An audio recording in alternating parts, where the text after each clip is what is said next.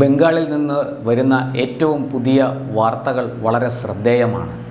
അവിടെ ED raid നടക്കുകയാണ്. ഐപാക് എന്നൊരു സ്ഥാപനത്തിൻ്റെ ഓഫീസിലും അതിൻ്റെ ഉടമസ്ഥൻ്റെ വീട്ടിലും ആണ് റെയ്ഡ് നടക്കുന്നത്. ഏറ്റവും രസകരമായ ആശ്ചര്യപ്പെടുത്തുന്ന കാര്യം എന്താണെന്ന് വെച്ചാൽ, ഈ ഐപാക്കിൻ്റെ സ്ഥാപനത്തിലും അതിൻ്റെ ഉടമസ്ഥൻ്റെ വീട്ടിലും EDയുടെ റെയ്ഡ് നടക്കുമ്പോൾ ബംഗാൾ മുഖ്യമന്ത്രി മമതാ ബാനർജി അവിടെ കുതിച്ചെത്തുകയാണ് ഈ റെയ്ഡ് തടയാൻ വേണ്ടി.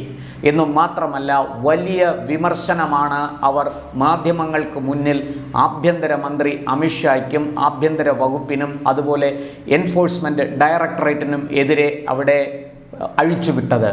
എന്തായാലും ഈ ഐപാക് ഉടമസ്ഥൻ പ്രതീക് ജെയിൻ എന്ന് പറയുന്ന ആൾ തൃണമൂൽ കോൺഗ്രസിൻ്റെ IT വിഭാഗം മേധാവി കൂടിയാണ് എന്നുള്ളത് ഇവിടെ എടുത്തു പറയേണ്ട കാര്യമാണ്.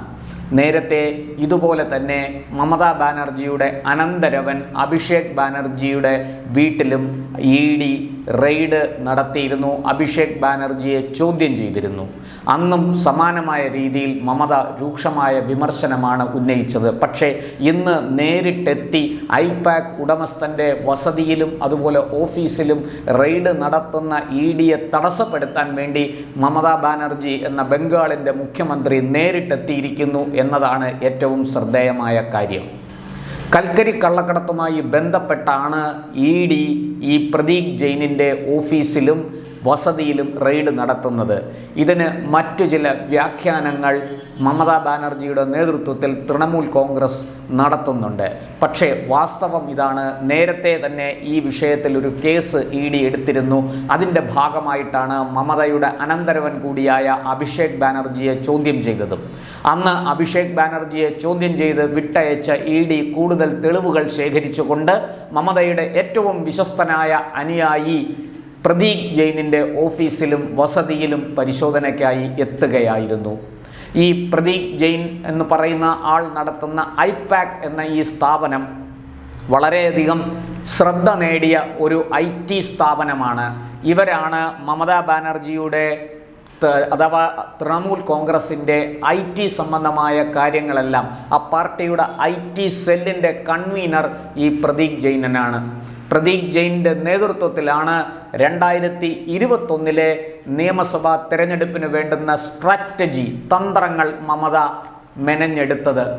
പ്രതീക് ജെയിൻ ഒരു മികച്ച പൊളിറ്റിക്കൽ സ്ട്രാറ്റജിസ്റ്റാണ്, ഒരു ഇലക്ഷൻ സ്ട്രാറ്റജിസ്റ്റാണ്.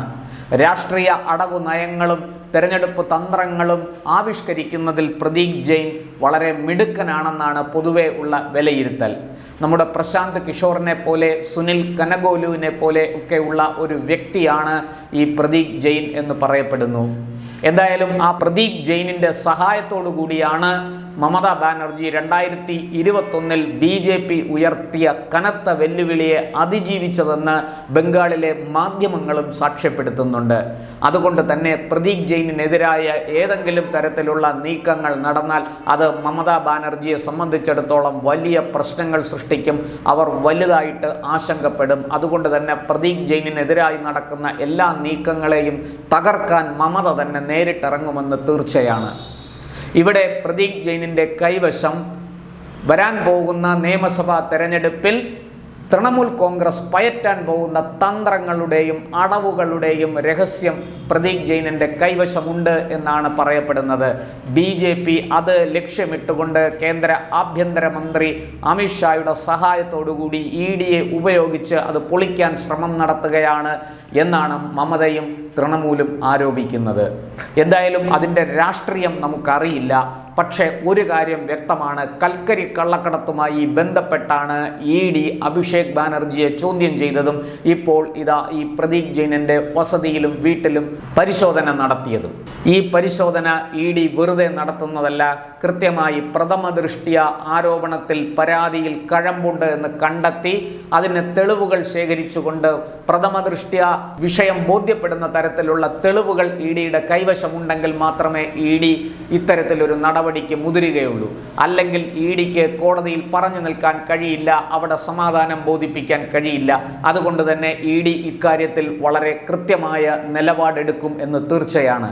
പരാതിയിലും ആരോപണങ്ങളിലും കഴമ്പില്ലെങ്കിൽ ഇ ഡി ആ വഴി തിരിഞ്ഞു നോക്കില്ല എന്ന് നമുക്കറിയാം. അതുകൊണ്ട് തന്നെ പ്രദീപ് ജെയിനെതിരായി ഇപ്പോൾ നടക്കുന്ന ഇ ഡിയുടെ പരിശോധന ഒട്ടും തന്നെ അസ്വാഭാവികമാണ്, ദുരൂഹമാണ് എന്ന് പറയാൻ കഴിയില്ല. മമത ഇനി എന്തൊക്കെ രാഷ്ട്രീയ ആരോപണങ്ങൾ ഉന്നയിച്ചാലും ശരി, ഈ പറഞ്ഞതുപോലെ അഭിഷേക് ബാനർജിക്കും പ്രദീപ് ജെയിനിനും ഒന്നും ഈ കൽക്കരി കള്ളക്കടത്തുമായി ബന്ധപ്പെട്ട ആരോപണങ്ങളിൽ നിന്ന് ഒഴിഞ്ഞു മാറാനാകില്ല എന്ന് വ്യക്തമാണ്. എന്തായാലും ഒരു കാര്യം സത്യമാണ്, തൃണമൂൽ കോൺഗ്രസിൻ്റെ ഇലക്ഷൻ സ്ട്രാറ്റജി, തെരഞ്ഞെടുപ്പ് തന്ത്രങ്ങൾ ഒരുക്കുന്ന ബുദ്ധി കേന്ദ്രമാണ് പ്രദീപ് ജെയിൻ. അതുകൊണ്ട് തന്നെ പ്രദീപ് ജെയിനിന് ഭരണത്തിലും നിർണായകമായ സ്വാധീനമുണ്ട്.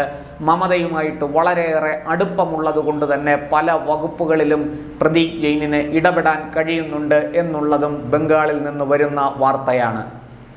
ഇതെല്ലാം കൂട്ടിച്ചേർത്ത് വായിക്കുമ്പോൾ കൽക്കരി കള്ളക്കടത്തുമായി പ്രദീപ് ജെയിനിനെ ബന്ധിപ്പിക്കുന്ന എന്തോ ഒരു തെളിവ് ഇ ഡിക്ക് ലഭിച്ചിട്ടുണ്ടെന്ന് വേണം അനുമാനിക്കാൻ. അതുകൊണ്ട് തന്നെ ആ തെളിവിൻ്റെ അടിസ്ഥാനത്തിൽ ഇ ഡി മുന്നോട്ട് പോകും എന്ന് തീർച്ചയാണ്.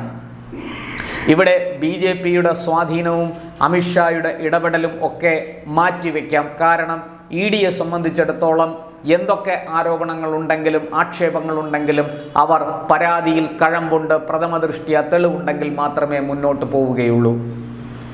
അഭിഷേക് ബാനർജി ആകട്ടെ പ്രദീപ് ജെയിൻ ആകട്ടെ മമതയുടെ രഹസ്യം സൂക്ഷിപ്പുകാരാണ് എന്ന് എല്ലാവർക്കും അറിയാം. അതുകൊണ്ട് തന്നെയാണ് മമത ഇത്രയേറെ ഭയപ്പെടുന്നതും. അവിടെ ബംഗാളിൽ പലതരത്തിലുള്ള അഴിമതി കേസുകൾ നേരത്തെ ഉയർന്നു വന്നതാണ്. ശാരദാ ചിട്ടി ഫണ്ട് തട്ടിപ്പ് ഉൾപ്പെടെയുള്ള അതിലൊക്കെ മമതയുമായി ബന്ധപ്പെട്ട് വളരെ അടുത്ത അനുയായികൾ തന്നെ അറസ്റ്റിലായിട്ടുണ്ട്. ഇപ്പോൾ അവർ ജയിലിലാണ്, പലരും ജാമ്യത്തിലാണ്, വിചാരണ ആരംഭിച്ചിരിക്കുന്നു.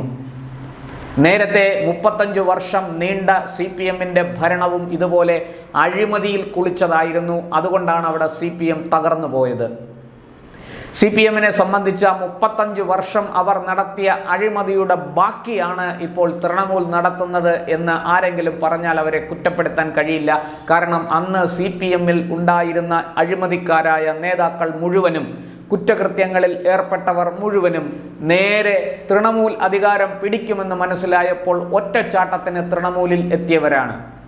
അതുകൊണ്ട് അവർ CPM-ൽ പയറ്റിയിരുന്നത്, CPM-ൽ പിന്തുടർന്നിരുന്നത് എന്താണോ അത് തന്നെ തൃണമൂൽ കോൺഗ്രസ് എന്ന പുതിയ പാർട്ടിയിൽ എത്തിയിട്ടും അവർ പിന്തുടരുമെന്ന് തീർച്ചയാണ്. അതുകൊണ്ടാണ് ഈ തൃണമൂലിനെതിരെ ഇത്രയേറെ അഴിമതി ആരോപണങ്ങൾ ഉയരുന്നത്. നേരത്തെ CPM ഭരിച്ചുകൊണ്ടിരുന്നപ്പോൾ അവിടെ നടമാടിയിരുന്ന എല്ലാ കുഴപ്പങ്ങളും എല്ലാ കുറ്റകൃത്യങ്ങളും തൃണമൂൽ കോൺഗ്രസിൻ്റെ ഭരണകാലത്തും അവിടെ തുടരുന്നു എന്ന് വ്യക്തമാണ്. ഇപ്പോഴിതാ ഈ പ്രദീപ് ജെയിനിൻ്റെ വസതിയിൽ റെയ്ഡ് ചെയ്ത് ചില നിർണായക രേഖകൾ ഇവർ കണ്ടെടുത്തു എന്ന് പറയുന്നു. അതിൻ്റെ വിവരങ്ങൾ പുറത്തു വന്നിട്ടില്ല.